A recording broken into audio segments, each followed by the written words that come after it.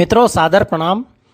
मैं मुकेश इंदौरी, संस्था अखंड संडे के तत्वावधान में आज 19 दिसंबर सोमवार को प्रख्यात लघु कथाकार एवं वरिष्ठ साहित्यकार प्रोफेसर डॉक्टर योगेंद्र नाथ जी शुक्ल की तीसरी कृति किताब घर दिल्ली द्वारा प्रकाशित लघु कथाओं का खजाना का ऑनलाइन लोकार्पण।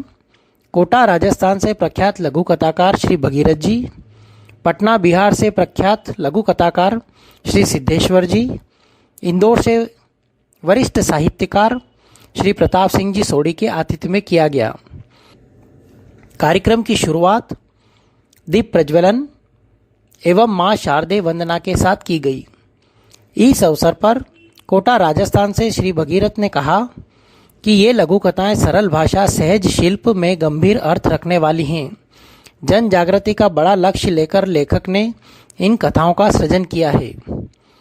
इंदौर से प्रताप सिंह जी सोडी ने कहा कि लेखक ने वक्त की नब्ज पर ही हाथ नहीं रखा, अपितु उसकी धड़कनों को शिद्दत से महसूस करते हुए पाठकों को भी उसका एहसास कराया।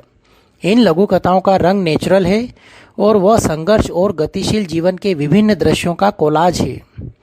वहीं पटना बिहार से सिद्धेश्वर जी ने कहा कि इस कृति की लघु कथाएं सरसरी तौर पर पढ़ने वाली नहीं, बल्कि उसे समझकर रसास्वादन लेने वाली हैं। इसकी भूमिका में लेखक ने लघु कथा विधा के भविष्य को लेकर जो बिंदु उठाए हैं वह बहुत उपयोगी हैं।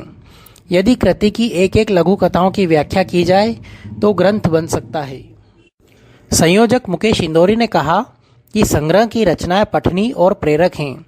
संस्था को गर्व है कि यह लोकार्पण उस लेखक की कृति का हुआ है जिसके पाठक देश में ही नहीं अपितु देश की सीमाओं के पार भी हैं। यह कृति जहां एक और युवा लेखकों को प्रेरणा देगी, वहीं दूसरी ओर लघु कथा विधा को भी समृद्ध करेगी, ऐसा मुझे पूर्ण विश्वास है। वहीं कृतिकार डॉक्टर शुक्ल ने सभी का आभार मानते हुए कहा कि रचनाकार किसी एक कालजयी रचना के लिए अपनी लेखन यात्रा को अक्षुण्ण बनाए रखता है। उन्होंने अहम जानकारी देते हुए बताया कि पहला लघु कथा संग्रह शपथ यात्रा 1999 में, दूसरा लघु कथा संग्रह लघु कथाओं का पिटारा 2008 में और 14 वर्षों बाद ये तीसरा संग्रह लघु कथाओं का खजाना किताब घर दिल्ली द्वारा प्रकाशित हुआ है। इस बीच 8 अन्य भाषाओं में संग्रह अनुवादित हो चुके हैं।